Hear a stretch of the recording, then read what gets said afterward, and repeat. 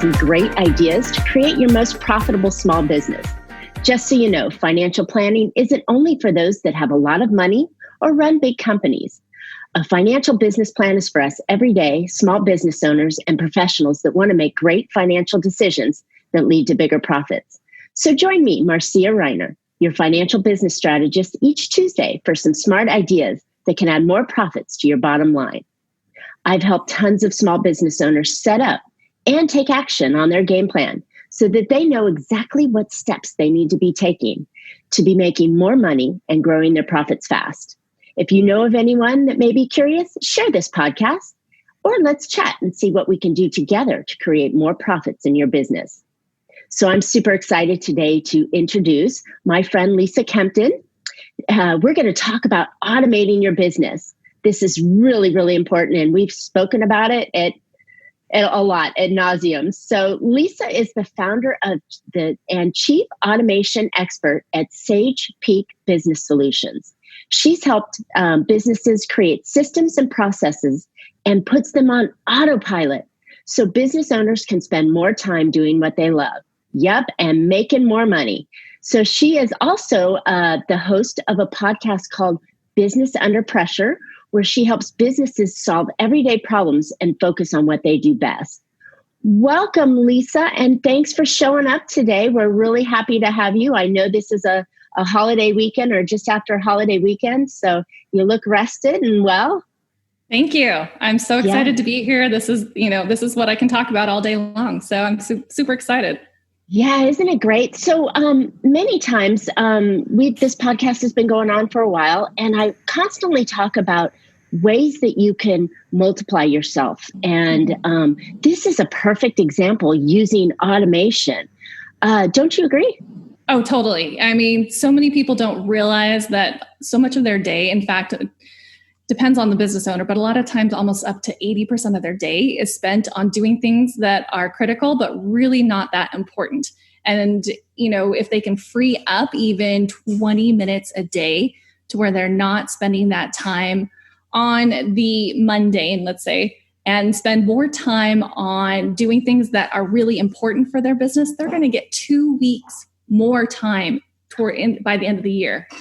2 weeks. Where they can actually focus on their business. So yeah, little changes make big differences. Yeah, nobody ever thinks about just this little itty bitty thing goes, and turns into that. So there's your vacation, guys. If you automate, you've got your 2 week vacation. Exactly. There you go.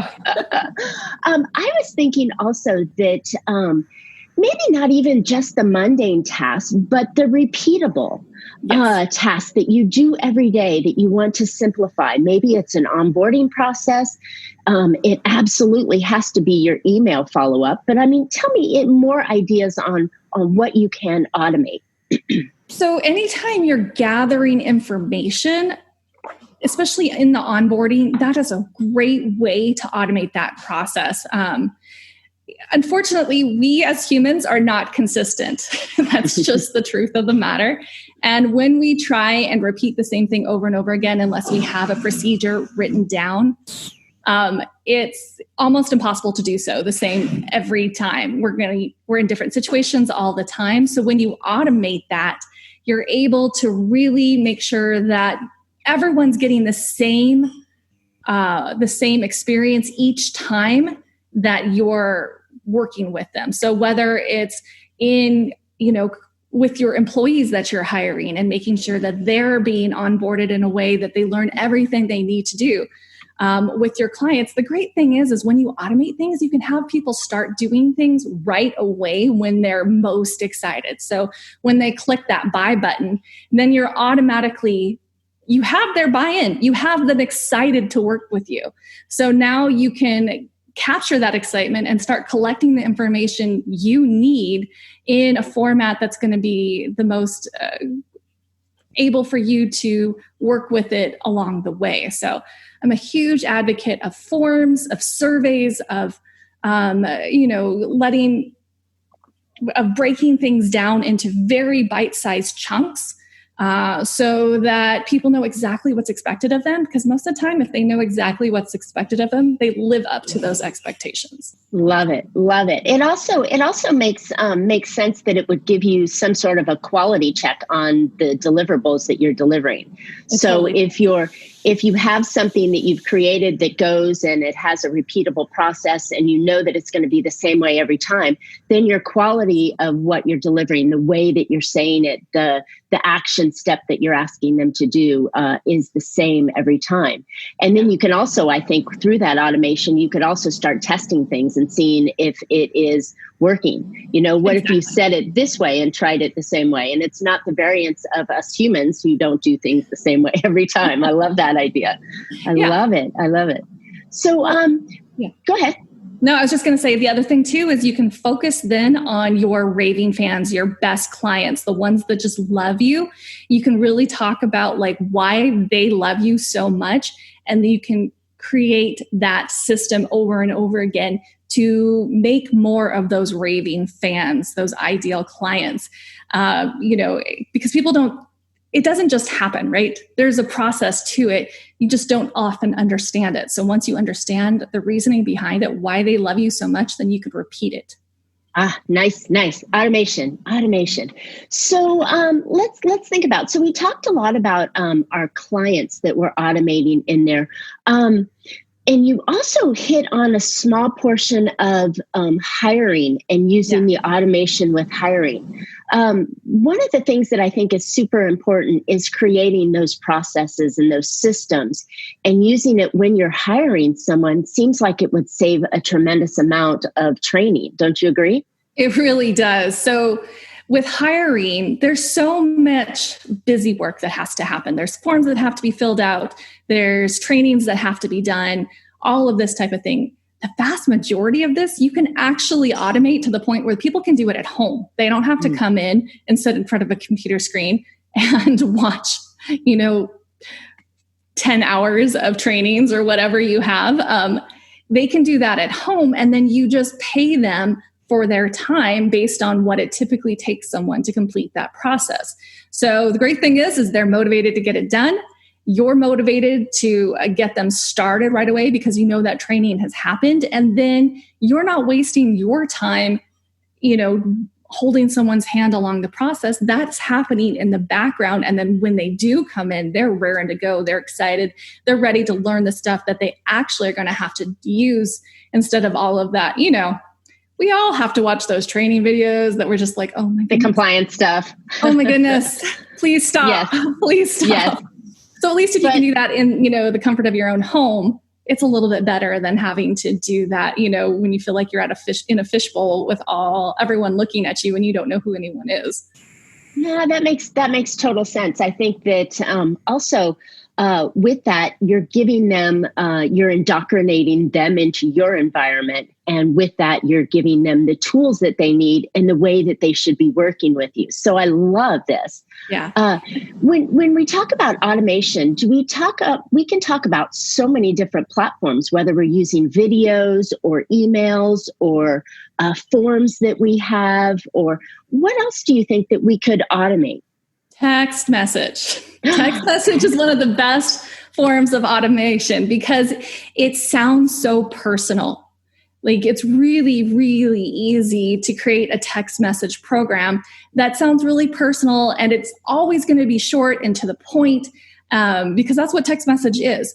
And people always have their phones with them too. So, I was working with a transportation company, and we automated to, like if they even had an accident, all they had to do was text accident to a certain phone number, and someone within the company got a phone call saying so-and-so was in an accident, along with a text message, along with press 1 to be connected with this person. There's so much that you can do through text message nowadays. And everyone always has their phone with them. So if you have a coupon and it's through a text message, they're going to have it with them. If they have, if they want to be able to get a hold of your restaurant to see what your menu is, and they text menu to your phone number and they get a copy of that sent to them, that's just convenient. Everything about text message really lends itself to automation so well. So I never even thought of text messages. And I'm doing them all the time. The time I'm running messages, and I never really thought that businesses could use that. What a great idea. And it's just such a great way to follow back up with people, hey, what did you think of this product? How did it work for you? And people are so much more likely to respond to a text than an email.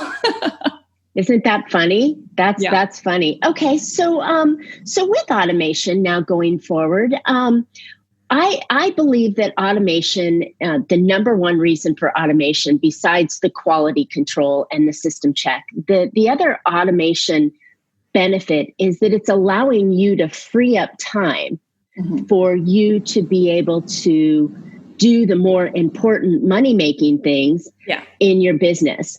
Don't you agree on that? Totally. I mean, you have your zone of genius, right? The things that you can do and only you can do within your business. Right about 70% of the time, business owners aren't working in their zone of genius. They're just doing the other stuff. And stuff that they have to, or stuff that they shouldn't be doing. Working in their business instead of on their business. So, if they can actually work on their business, doing those things that set them apart, making those relationships, doing the things that only they can do, then, they're so much better off in growing their business. So many businesses are kind of stuck. They plateau because they can only take on a certain amount of work. Because that's all they have time for, because they're doing everything else. So if you can increase that amount of time where you can be the one running the ship and doing all the things that you need to do, then it just works so much better for your business and you're happier. Most people don't go into business to be able to, do paperwork. You're so true. And I think that's the stress is that we add all these things. And as small business owners or entrepreneurs, we're wearing a dozen different hats and trying to do it all. I think that with the automation, maybe people don't know how or what they should do. But I think we talked a lot about the examples that they have. And in putting this in perspective, it is a little bit of upfront work that you have to do to create the systems and to get it automated. But once it's done, you just freed up 2+ weeks of your life or more, and even more hours in the day to go after that. And then that's where I think your profits are going to increase. Oh, definitely. And it's so funny because I just was on a call with someone and he found down deep in my website a form that I had for something that I kind of had hidden because I wasn't sure exactly what I wanted to do with that process. And he found it and he filled it out this morning. And he was like, so I filled this out and then nothing happened. And I was like, yeah, that's not automated yet. That's funny. But, that's kind of the expectation nowadays is that when one thing leads to a certain response within your company. So I think that the more that we think about that, like the user's experience and what their kind of expectations are, and we can meet that and even exceed that through communication, that's how we get happy customers. I love it. So share with us some of the tools that you use in different forms of the automation. So the main tool that I love is Zapier. And before I use a different tool is I see how well it integrates with Zapier. So I won't go into names, but the project management software and stuff like that. There's one that I will not use because I really dislike it, how it integrates with Zapier. And so I all day long will say Trello, click up if you don't like Trello, but Trello, you can do so much. And in my line of work, yes, I can typically make workarounds for almost anything, but that's just a whole lot more time and effort. And then you get recreate the wheels, right? Yeah, there's that, but also you're paying for every task that happens. And it's just a little bit, but every time something has to trigger for something else to trigger, to something else to trigger, you pay for that. So when things integrate nicely, then that's a whole lot less cost for you, for your customers, and that type of thing. So I really like to look at how well certain softwares integrate with Zapier, and then how well they just integrate with some of the bigger platforms out there like Google Suites, different form builders or different things like that. Because if they have a built-in integration, then you don't have to use a third party to make something happen. So that just takes a step or two or three out of the process. It makes it a whole lot easier for you, and you don't have to pay for it. Okay. So tell me what Zapier does. So Zapier is kind of like a communication between two different software. So if you have a form builder and then you have an email and you want, the information from that form to go into a certain email or CRM or something like that, Zapier is how communication gets, or how information gets from one thing to another thing. It's kind of like the bridge between them. Bridge. So that is yeah. So that's the main tool that I use. There's other ones that are more expensive than Zapier. And I mean, they're getting better and they have a lot more integrations that are happening, but Zapier was the first. Technically the first on the block was if this, then that, IFTTT. But that one's more kind of like goofy. Right. That's JOS versus Microsoft, right? You've got one version versus the other one. So it's nice to have that one, it was geared more towards consumers. So you get sent the weather to your email every day type of thing. Like little stuff that at the time was great, but now it's kind of like outdated and stuff like that. So it's still fun. You can still find some pretty fun little things to do there, but you're doing more of the work to create those fun things. Yeah. Okay. So then now we have to have the system that will take it from here and put it over to there. So a communication bridge. I love that.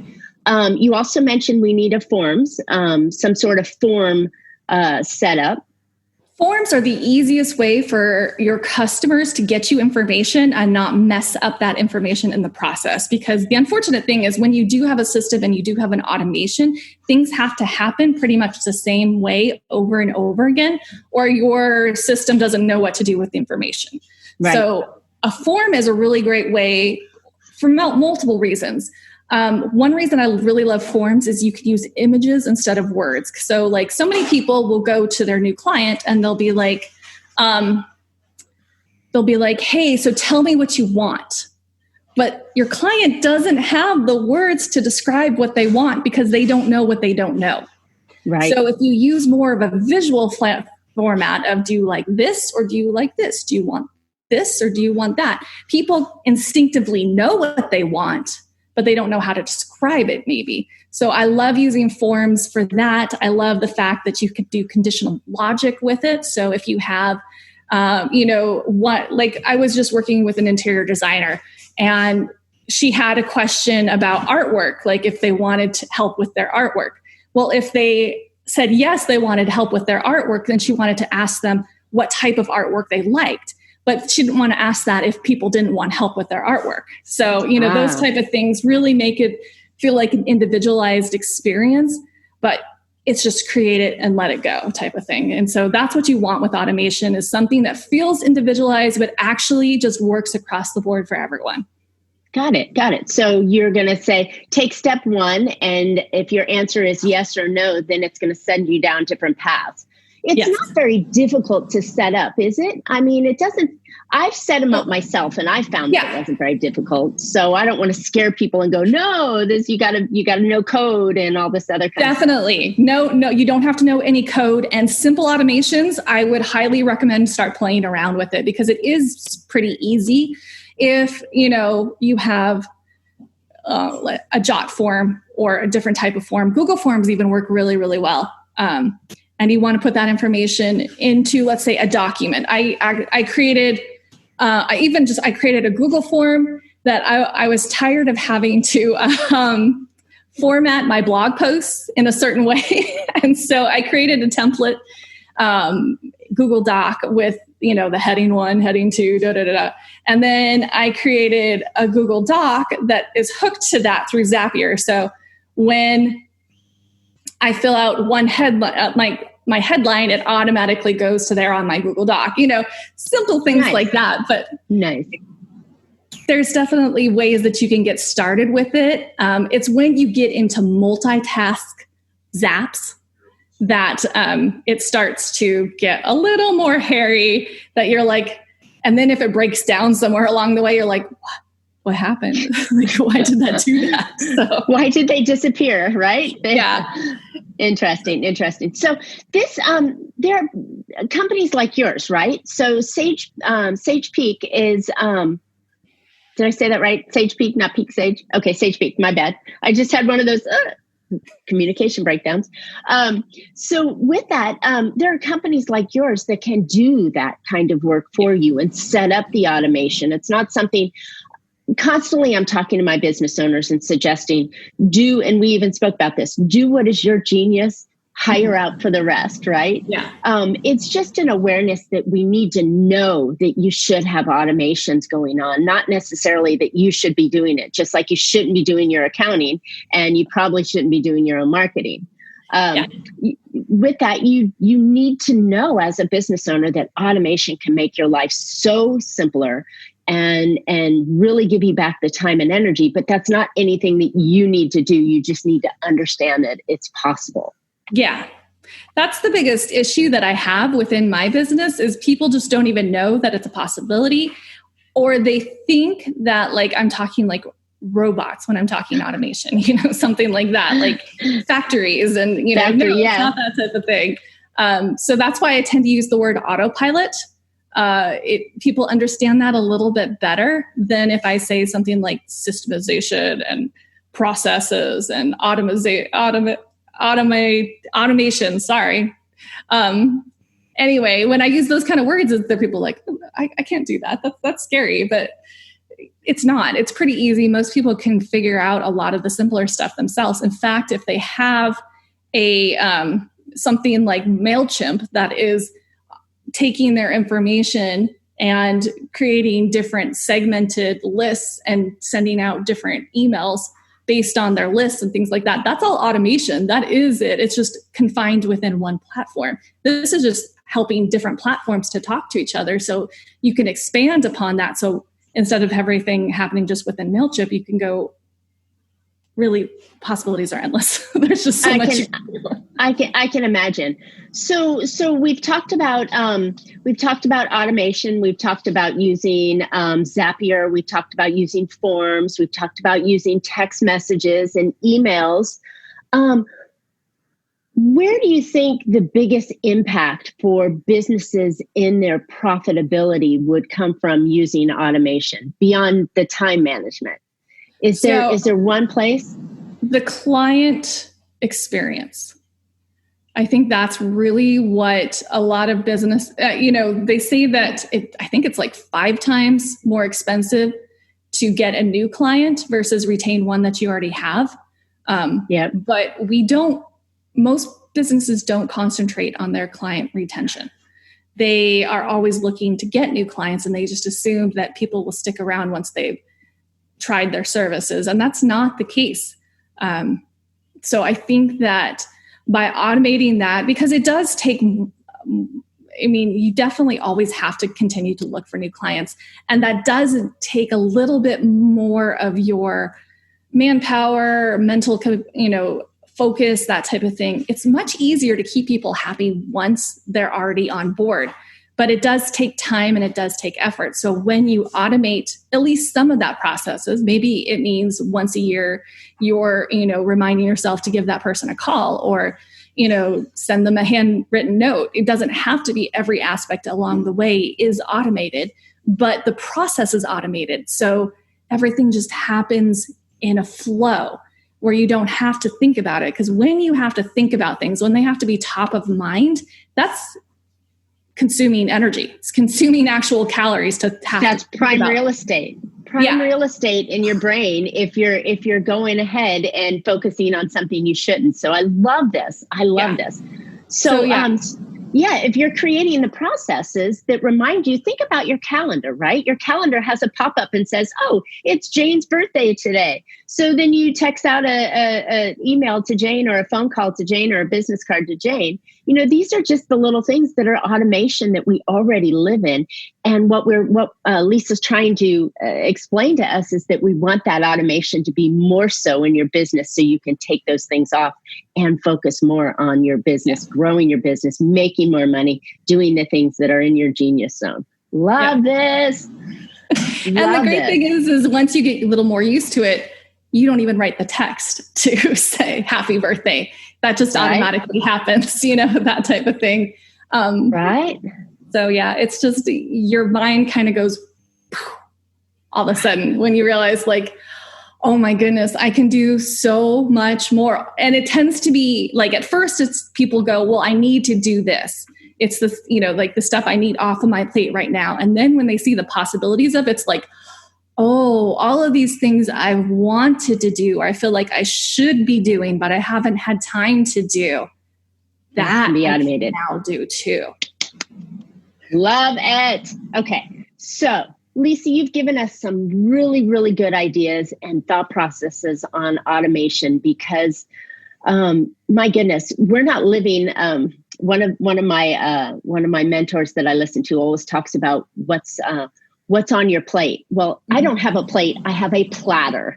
And, it seems like it's a smorgasbord of stuff that I've got to do as a business owner. And we're trying to free up some of that. And automation is the key. So Lisa, how could someone get a hold of you? Where can they find you? Because you're brilliant at this. So sage-peak is .com is my website. So hello@sage.peak.com. You're going to get to me. I have my own podcast. It's Business Under Pressure. So if you want to hear, like, this is the type of stuff I talk to I bring to business owners all the time is actionable ideas that they can institute in their business for those little everyday tasks that they have to do. And sometimes I even have my former clients on and we'll talk about, what we did for their automations to give people an idea of different industries and what things they can do. But also, on my website, there's people have the ability to book a free consultation, and I'll give them some great ideas for free of what they can do in their own business to automate things and to make it a little bit easier. Love it. So I love the ideas. I love the automation. I'm using the word love a lot because this is a huge passion, and I think it's so, so, so important to have in your business. So thank you, Lisa. I appreciate you coming on the podcast. And listeners, I hope you found an idea or two that you can put into your business that will help you make more control over your money and be more profitable. If you'd like to know specifically how to increase your own profits in your business, let's chat. My contact information will be in the podcast. And Lisa's information will also be in the podcast. So I'm super excited today to talk about my book, Big Profit Secrets Exposed. It is on Amazon, and I'm on a speaking tour throughout the year, and most of them are virtual right now, but I'm out there talking about it because I think that we as business owners, we really need to make sure that we're making money in our business, and what are the little tips and tricks and strategies and tactics that we can use, like automation, in your business to make more money and have it more profitable. So if you're interested, or you have a group, or you have a meeting that you'd like someone to speak at, please hit me up. Again, my information will be in the podcast notes. So we would love to hear your ideas, feedback, questions. And if you have something you're interested in for a future show, hit us up. So please comment on this, on our podcast. My mouth has stopped working. Please comment on the podcast. Tell us what you think. And for sure, subscribe. And when you subscribe, we'll go ahead and automatically send you a special report called 10 Easy Ways to Build Your Business Income. So let us know. Again, we want to hear it. And we appreciate you for listening. I appreciate you, Lisa, for being on today.